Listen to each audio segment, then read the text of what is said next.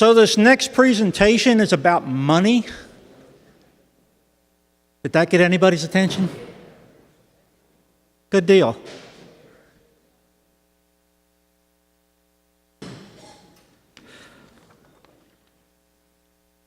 So what I want to do is just to spend a few minutes talking about the Center for Rural Development and our Technology Assistance Program, or TAP. As many of you know, the center has been involved in this whole broadband discussion for probably 6 years now.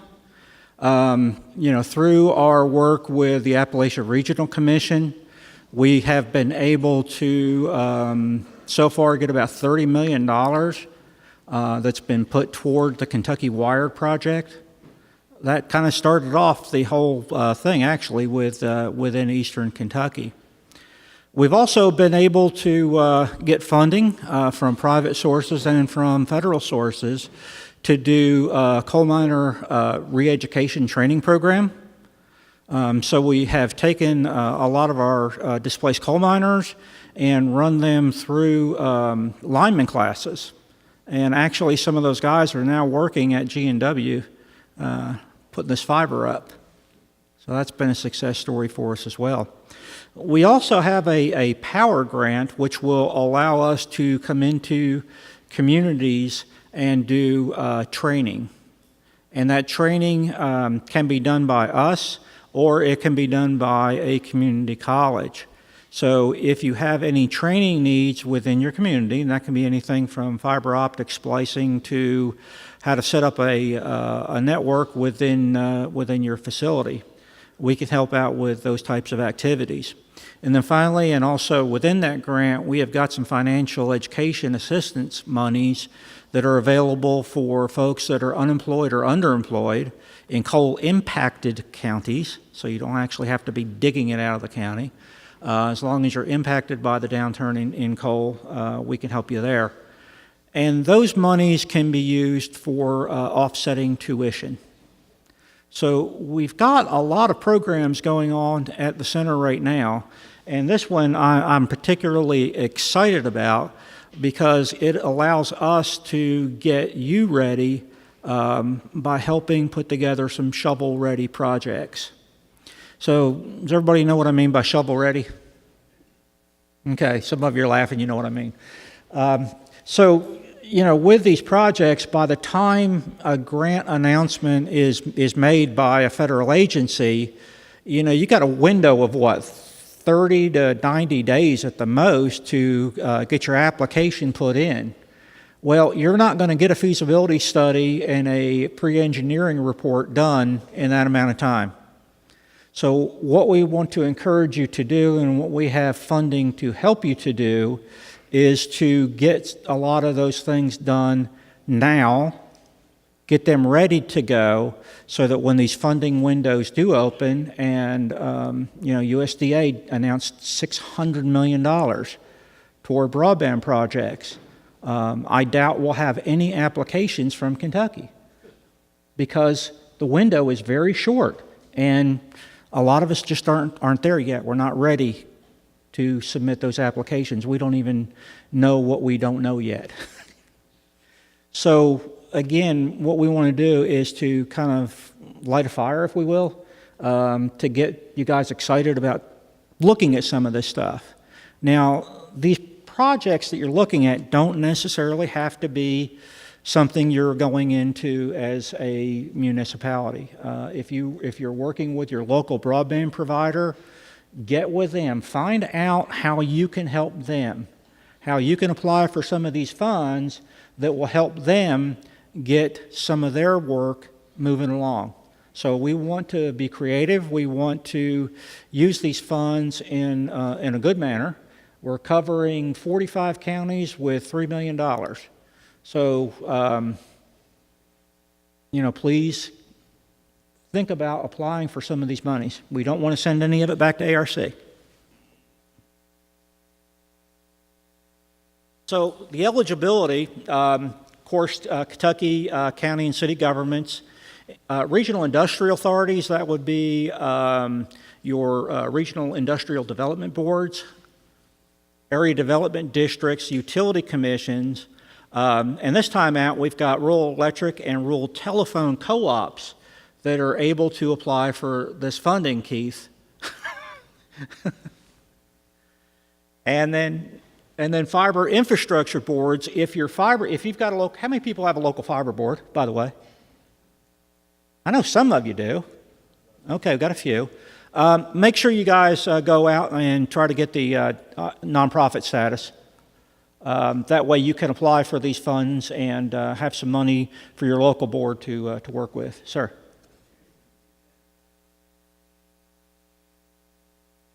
Yes, and that's what I would recommend, is partner as much as you can. So if you are a for-profit but you really see a need, or if you're a local citizen group who's not a nonprofit but you really see a need to get fiber into a particular area, go to your city, go to your county, go to your rural electric co-op, your rural telephone co-op, and say, hey, can we get a study done, and will you guys be the lead agency? And get them to make application for it. So because we are using ARC funds, we have some rules that we have to stick with. You do have to be in an ARC distressed county, and you can see those listed, and most of you know if you are or not, or you can be in an ARC at-risk county. So that should pretty well cover everybody in the room that's within this area.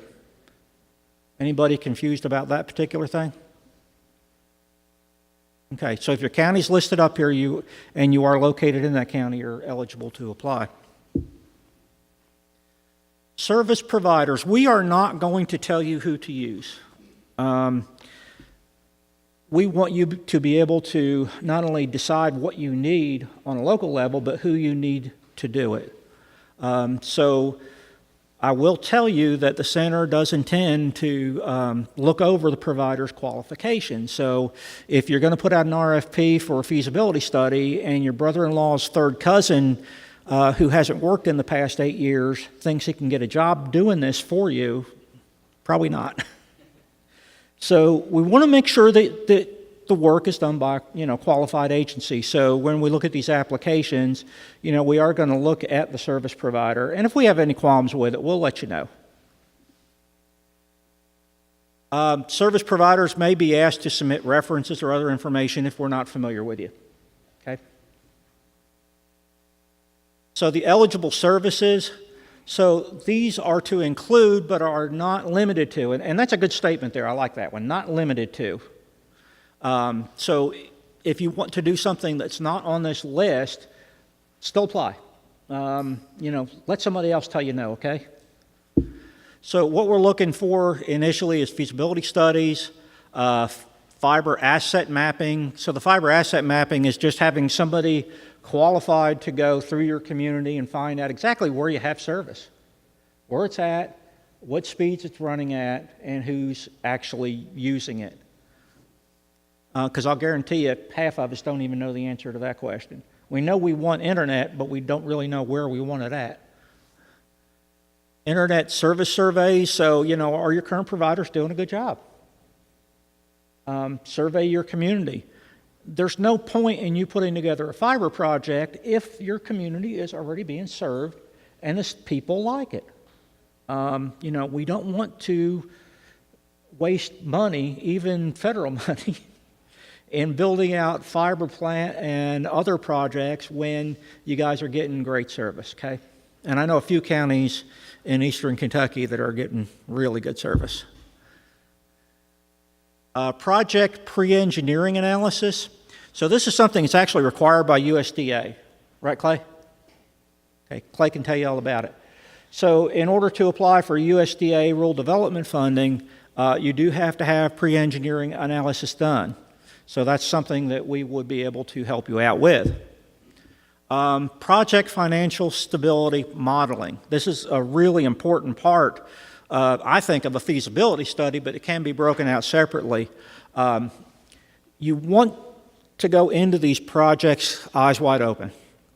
Don't just take a guess at, I think we can, if we have everybody sign up and we charge them $100 a month, and it's going to cost us this to do it, man, we're winners. This thing's going to work out great. Most likely, you're going to find out that you're going to get Keith, about a initial less than 50% take rate. Nobody wants to pay over $19.95, and the plant build out's probably going to cost you double what you think it is. So putting together some financial modeling, I think, is being good stewards of your money, and being good leaders for your community is take a look at the numbers. Make sure that they work at the end of the day. And if they don't, let's take a look at creative ways to make them work. And by creative, I mean through grants, things like that, where we can drive down the CapEx and maybe make it possible to do some things like this. Finally, community education and engagement activities like today. This perfect example of what we would like to help fund. If your community, if you want to bring everybody together to talk about internet issues, if you want to host a meeting where you bring your AT&T or your Windstream rep in and let them get roasted, that's something that we would strongly encourage.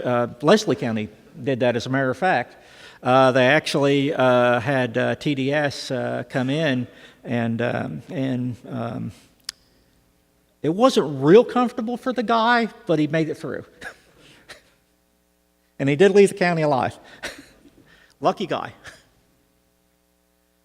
So, we tried to make this as easy to apply for as we could within the rules of ARC. So I'm going to bounce through this fairly quick.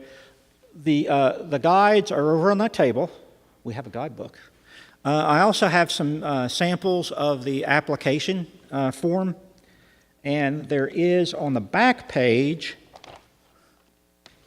the format as well. And then we have all this information on our website.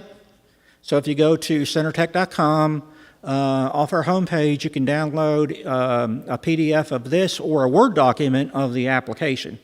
So we try to make it nice and easy for you to be able just to take a Word document and pop in the answers. So how do we get the money? Of course, first of all, we need your information, who you are, where you are. We need a description of the technology assistance that you are looking for, a brief description of the geography and the community benefit. Tell us about your project. Are you wanting to do a feasibility study to run fiber or wireless up a holler that's never had internet and probably never will get it unless you guys do it? Are you looking for a project that would run services from your local telco into an industrial park that you just got done building? So, just give us a good description of the project. The scope of work to be performed, this is very important. And this is something that I've learned over the years of putting together RFPs. I've done a lot of them. And whatever you do not put in the scope of work, you will not get. Right? If it's not in the scope of work, I doubt that anybody's going to volunteer to give you that additional work or information without another charge being tacked on. So you really need to sit down with your group, think about the questions you want answers to. What do I want to know? At the end of the day, what information do I want to have in order for this study to be of benefit to me and to my community? So this is one that London Utility Commission is getting ready to release. There's actually several pages of this. They were very exacting and very specific in the things that they were looking for in a service provider. And for the sake of brevity, I did not put all of those in here. So there's still another page beyond this within just their scope of work. So again, be specific as you can and try to include everything that you think is going to be necessary. Don't assume that you're going to get some of these questions answered, without putting in the specific language in your RFP. Service provider deliverables. You need to have a description and really a good understanding of what is that service provider going to give you at the end of the day. So you've released your RFP, what product is coming out of it? In the past, I have seen people with the expectation that they were going to get a report and all they got was a PowerPoint presentation. But it met the RFP. So you really need to be careful. If you want a report, say, I want a report, and here's the table of contents, and I want this whole thing fleshed out. You will not give me boilerplate with a cover page that says your county inserted here, right? So be specific. Your preferred service provider. So with the funding that we've got, we don't have to go to the lowest guy. We want to get you the best project that we can get done for the dollar. So you do need to get a couple of proposals. If you only get one, then we have to have a sole source justification written up. Again, ARC rules, regs. If you have two providers and you really feel that there is a strong reason not to use the cheapest one, just write it up and let us know. I would rather use vendor Y than vendor X because of this. That is my preference. And then we'll take a look at it, and if we agree, we'll move it forward. If we don't agree, we'll give you a call and say, hey, why do you want to do this again? And so we'll work with you. Any supporting documentation? Here's a feasibility study, kind of a broadband plan that was put together by CNX for the 5 counties listed up on the top there. So if you've got any supporting documentation like this, like we already did this study, and it said this, and it said we should do that, and this is the next step for us to do this pre-engineering so that we can do these things, that's great. And this is what ARC, this is what USDA want to see as well. Have you gone through the planning process? Unless you tell us about this information, we work with 45 counties, USDA, how many states, counties do you work with, Clay? So, don't assume that we know everything you've ever done, okay? If you've got these studies, if you've got these reports, if you've got these opinions, put them in a packet, or at least make reference to them in your packet, and that way, if we need to see them, we can just give you a call.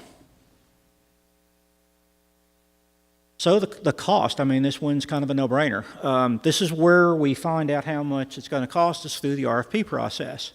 And this is why the center has decided initially not to put out an award for X dollars, because $20,000 might do your project great, but it might not even begin to touch yours. So we want to make sure that we've got the amount of funding needed to come to a successful conclusion. And the only way we're going to know that is how much the vendor is actually going to charge you. So that's why we ask you to go through the RFP process, ask the questions you want answers to, find out what price the vendor will charge you, and then you can come to us once you know those things, and then we can help you with that funding. Match is required because of ARC. There's a 20% match. We were able to do 20% for all the counties, including those counties which normally are at 30%, by doing a global grant as opposed to an individual. So we need a 20% match. Now that match can be in dollars or it can be in kind. If it's in kind, you just need to make sure that you're following the federal OMB guidelines. So, if you're hiring your third cousin's brother to come in and help and you want to record his time as match, we doubt we're going to be able to get it at $1,000 an hour. It might be worth it to you, but OMB will have a rate that somebody of that skill set, of that job title, would normally make. And if you're using employees or other workers, we can actually use their rate of pay as match. We can also use space rental as match, even though you're not really paying for the space out of your own pocket. So if you're using a room in the courthouse, if you would normally rent that out as a community room, what's the rental rate? And that can go toward match. So there's a lot of things we can do to bring down even that 20%, and we can actually go down to 100% in kind, and that way we would fund 100% of the dollars required. Okay? So again, we'll work with you on the match if you need to. That's me. So if you have any questions about the Technology Assistance Program, give us a call. Call me or just call the Center for Rural Development, and we'll be able to hopefully answer your questions and get the ball rolling on this. And while I've got you here, how many people are in the process of actually submitting for one of these? Now, I just talked to somebody from Pikeville who told me that they were probably going to.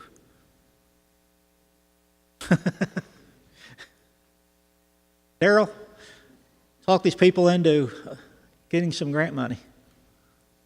Okay. They're working on it? Okay. So if there are no questions, what I'd like to do now is to go ahead and ask my panel for the last mile resources to come up. And if you guys want to take just a quick stretch break, a couple minutes while these guys are getting set up, that'd be great.